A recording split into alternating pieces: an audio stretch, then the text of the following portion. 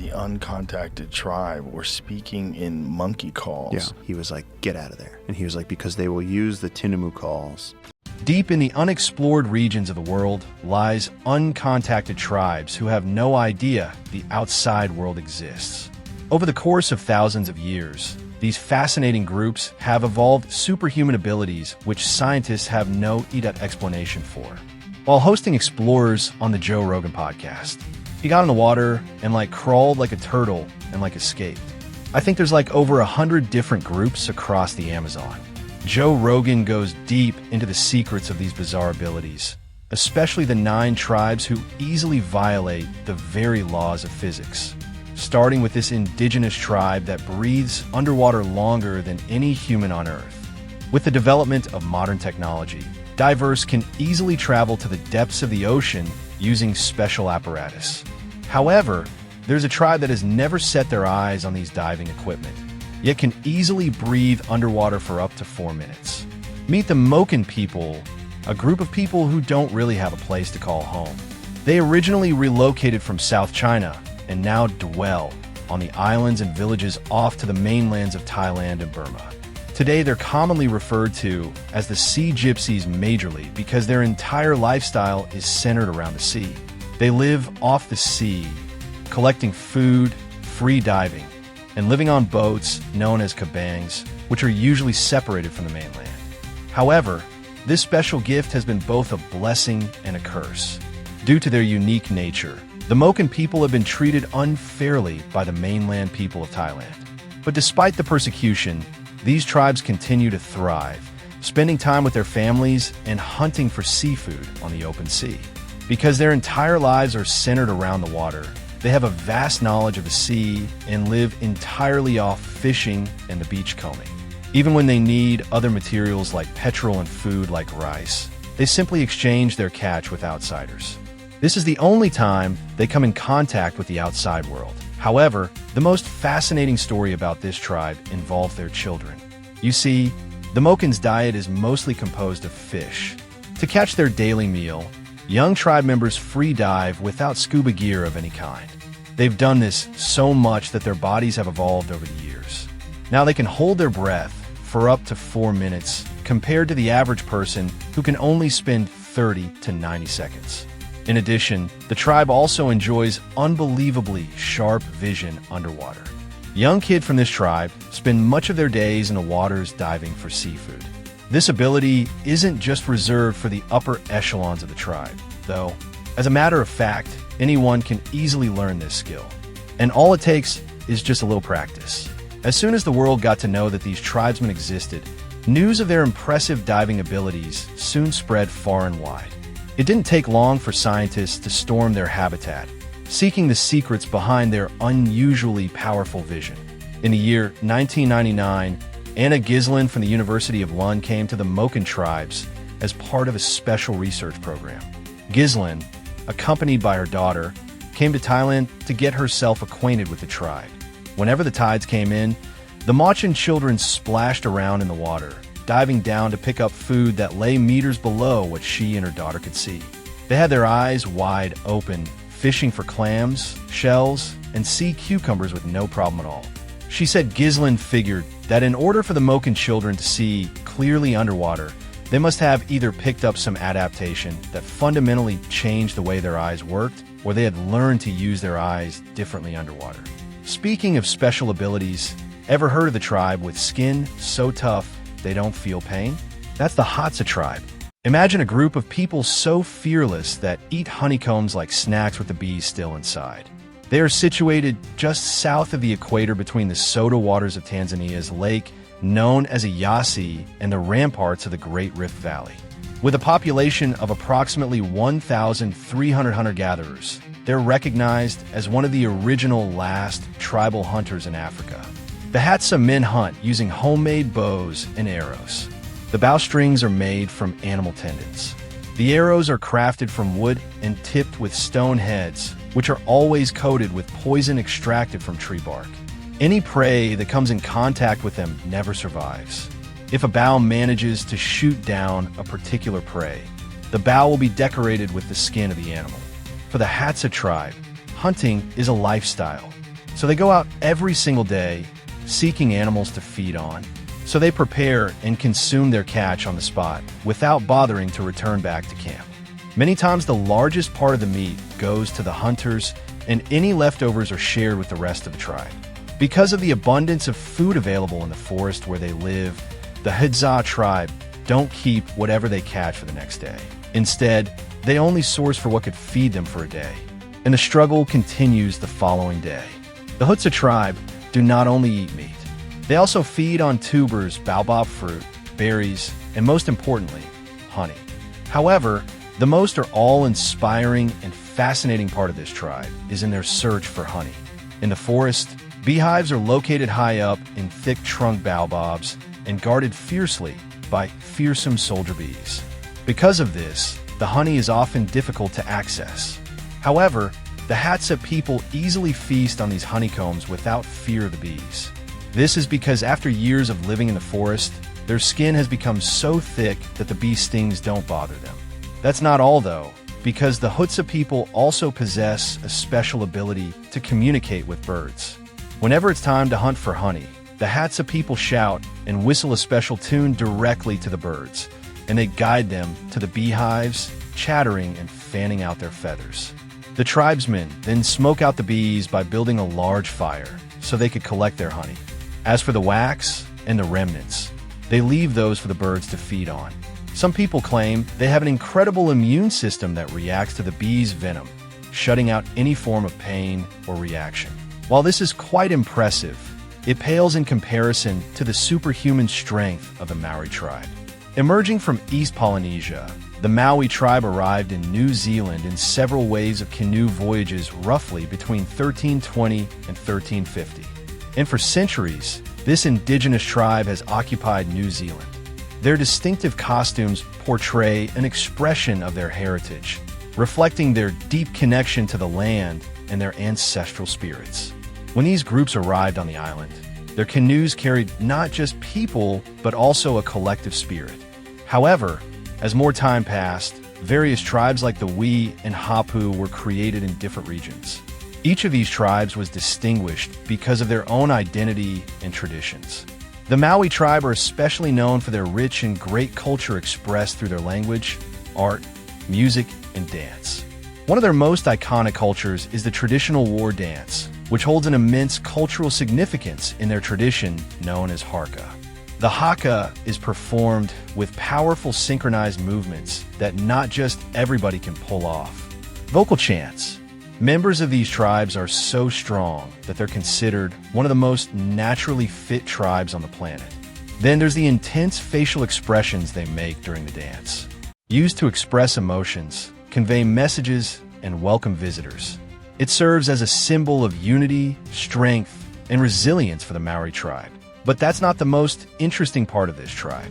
Over the years, the Maori combat culture has earned them a reputation as some of the most fearsome warriors in the South Pacific. With unique body paintings all over their bodies, the men and women of this tribe easily strike fear in the heart of their enemies. This tribe were among the most dangerous warriors ever encountered by the British. During their advances, they showcased a strong combat code and a lengthy history of warfare.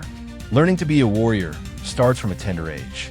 It is from then that they begin training on how to use various distinctive weaponry, fighting methods, and the now famous haka dance. By the time they grow up, the tribesmen would be strong enough to defend the tribe. While the Maui people have battled several challenges throughout history, including colonization and cultural assimilation, they managed to preserve their identity and traditions. Today, Maori culture is an integral part of New Zealand society. If you thought the body painting on a Maui people was scary, though, wait till you see the tribe that literally walk around like actual creepy skeletons. In the heart of Minda, in the Simbu province of Papua, New Guinea is a community with a rich and captivating history known as the Skeleton Tribe. Embedded within their culture are unique practices and traditions that have been passed down through history. The origins of the Skeleton Tribe can be traced back to an intriguing history. About 200 years ago, a significant number of their hunters went hunting in the mountains, but unfortunately they never came back. This mysterious disappearance raised an alarm among the village dwellers. As a result of this incident, a group of brave warriors descended into the mountain to explore the truth. They stumbled upon a cave full of many skeletons. Although it was a small cave, once inside, the men saw a giant monster. In an attempt to escape, they hid themselves in the crevices, but they could only hide for so long. As soon as they came out, the monster would devour them without mercy. So to deceive this creature, they decided to paint their bodies with skeleton bones made of black and white clay. This way, they would appear like the falling hunters, blending it with the one on the ground. They waited until the monster fell asleep before hatching their plans and returning to their village. However, the skeleton tribe's unique practices also extend beyond their body art. Their way of life, deeply rooted in their cultural traditions, is a symbol of their identity. The tribe celebrates this through vibrant dances, enchanting songs, and rhythmic drumming. Speaking of special dance, ever heard of the tribe that can defy gravity, jumping higher than any other human on Earth? Meet the Maasai tribe. Only a few people still don't know that this tribe exists. After all, they're the most famous indigenous tribe in Africa. The Maasai people are a nomadic ethnic group occupying selected but large parts of northern, central, and southern Kenya and across the border in northern Tanzania. Due to their traditional history from areas surrounding Masai Mara Reserve and near Amboseli near the Tanzanian border, they became famous as the best-known ethnic people in East Africa. The reason the Maasai people are so unique lies in their fashion sense, diet, and way of life. Different lifestyles and beliefs span through our ages, but this tribe grabs maximum attention. For the Maasai people, dead people don't really need proper burial. Instead, they choose to leave their dead on the field to be eaten by scavengers. According to their beliefs, burying a dead tribe member is harmful to the earth. So instead, they give them out as food to the wild animals. However, the case is quite different if the deceased person is a great chief. Away from all of these, the Maasai also have a unique wealth distribution system. Usually, wealth is measured based on the number of cattle, wives, and children each Maasai owns. This simply means Maasai men can take as many wives to themselves, so they can have a lot of children. Everything then expands even bigger as soon as the children are old enough to look after the herds. Once the father dies, the children can then take over the possessions. It is the job of every wife to build her own house for her children within her husband's village. In addition, there's also a hierarchy among the wives, one of which states that the first wife holds the most value and power, and her house is built closest to the husband. The Maasai people are also the bravest and fearless hunters and warriors living in the wild. Hunting the king of the jungle is child's play to them, and they see it as the bravest thing a worthy warrior has to achieve. For this reason, places like the Serengeti were transformed into national parks and protected while the Maasai tribe were forced out in order to preserve the wildlife. The good news is that this tradition has been replaced since the year 2008 with a sport competition to prove manhood amongst the warriors. This is known as the Maasai Olympics and involves the display of traditional Maasai warrior skills including running, hunting, cattle hairing, and even dancing. The traditional Maasai diet consists of meat, blood, milk, fat, honey, and tree bark. Usually, they drink both fresh and curdled milk. The fresh milk is drunk from calabash and sometimes mixed with fresh cattle blood. The way they extract this blood is also very fascinating. While appearing on the Joe Rogan podcast, a guest who once paid a visit to the Maasai described how they get the blood without killing the cattle.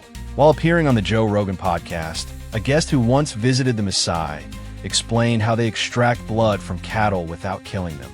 A small arrow is carefully shot into a vein in the cow's neck, allowing the blood to flow into a container. Once enough blood is collected, the wound is sealed with mud or ash to stop the bleeding, and the animal is left unharmed. This blood is then mixed with milk and consumed as part of the Maasai diet.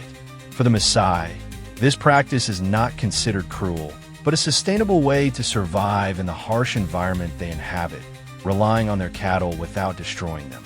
The Mbuti rarely grows taller than 5 t, which is pretty weird since they're one of the very few tribes on Earth who experience this stunted growth. But apart from the imbuti, there are other major groups of forest people all over Africa. There's the AKA, who make their home in the Central African Republic and Northern Congo. Then there's the Baka, whose home is located in southern Cameroon. Together, these groups number between 130,000 to 170,000. But what these tribes lack in height, they compensate for in strength. As hunter-gatherers, pygmies are incredibly strong, and even the regular members look pretty jacked despite never seeing gym equipment before. During an episode of the Joe Rogan podcast, a guest talked about meeting these pygmies deep in the rainforest. He mentioned how they all appear so built and jacked, and how their hunter-gatherer lifestyle has played a key role in their appearance. However, their story ends on quite a sad note. You see, due to their small size, many cannibalistic tribes see them as easy targets they could kidnap and consume. Because of this, the pygmies are hunted both for their flesh and blood, which are consumed by other tribes. But over the years, they've learned how to protect themselves from these hunters. They're very good hunters, and the men especially spend most of their lives in the wild, searching for food for their families. Pygmies also love honey, which completes the gathering part of their lifestyle. Honey is an especially major part of their diet. The Mbuti people, for example, don't mind climbing 100 feet into the canopy to reach the beehives containing the honey. But unlike other bizarre tribes, they don't just grab it with their bare hands. As soon as they reach the beehive, the climbers burn wood to produce smoke that stuns the bees. This way, they're able to collect the honey without interruption. Pygmies aren't the only ones scared of cannibals, though. This next tribe had to literally transform into ghosts just to stay alive. Moving through the jungle like a fiend, the indigenous tribe of Papua New Guinea strikes fear in the hearts of its neighbors. From their bizarre dance to the gray-coated bodies and oversized fright mask, everything about this tribe is rooted in spirituality. To both the outsiders and fellow forest dwellers, these curiously looking beings are known as the Asero Mudmen, considered to be the pride of Papua New Guinea. Dripping in colors like the exotic birds is a common practice among the tribes living in this region, but none can be compared to the Mudmen. Although they're the least adorned of all of them, they're probably one of the most feared. On a regular day, the Mudmen appear smeared with white clay from their neck to their toes. The warriors among them have arrows knocked in their bows, spears, and heavy clubs to both defend and attack whenever necessary. A few of them even wear red painted bamboo on their fingers, filed to raise a point and giving the feel of a giant claw. But while other tribes smear their bodies with mud whenever they're on their way to war, the Asero tribe wears it to avoid battle.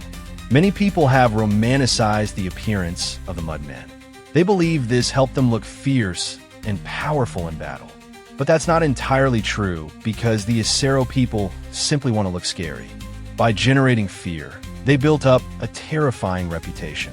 So most people just leave them alone. But how did these people come up with this appearance? And most importantly, why?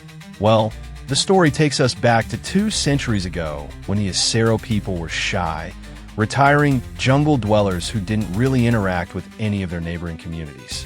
One fateful day, they were suddenly attacked by a more powerful tribe. So they fled into the nearby Asero River. As their attackers reached the river, they came upon some strange figures coated in white and gray river mud. Believing that they had just encountered the ghost spirits of the tribesmen they killed, the assailants fled the place in panic. After seeing the whole thing unfold from their hiding place, the Asero decided to play into it a little. In preparation for future attacks, they coated their whole bodies with mud, leaving only their faces. This was due to their belief that the Asero River was poisonous. Instead of using mud for their faces, the Asero people used rocks, sticks, and whatever else they could find to create these scary masks. The next time another tribe tried to attack them, they also fled as soon as they set their eyes on them. Soon, their reputation as fierce fighters spread like wildfire. And just like they wanted, everyone finally left them alone. Not everyone puts on a ghostly appearance to scare off their neighbors, though. Some choose to live high up in the trees just to survive. Masked dances, wooden sculptures, impressive architecture, and bizarre religious traditions are a few of the reasons the Dogon tribe is so famous. However, their defiance of gravity might just be more fascinating than these other traits. Unlike other tribes who make their homes on the ground, the Dogon chose to live high in the sky. The principal area where these tribesmen live is bisected by the Bandiagra Escarpment, a sandstone cliff that's about 1,600 feet high. On the southeast side of the cliff, you will find the sandy Chino-Gondo Plains. And on the northwest side lies the Bandiagra Highlands. But the Dogon didn't always live on the cliffside.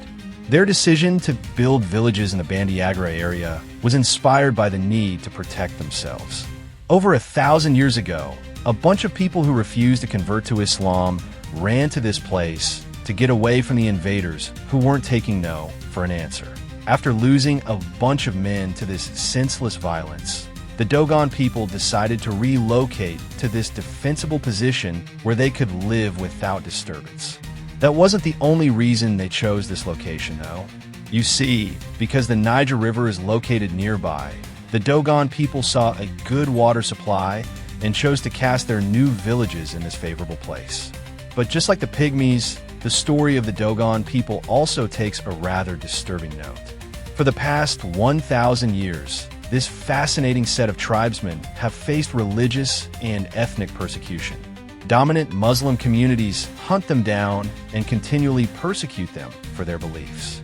Many have been forced to convert just to stay alive, while those unwilling to compromise escape to safer locations. But perhaps the most impressive thing about these people is their understanding of science, even though they've not interacted with the modern world. Back in the 1930s and the 1940s, French anthropologists Griel and Germain Dietelin worked with a couple of Dogon people. These men spoke of their own system of signs, which ran into thousands. That's not all, though. They also had a system of astronomy and calendar measurement. They had an extensive knowledge of human anatomy and physiology, as well as a surface understanding of pharmacology.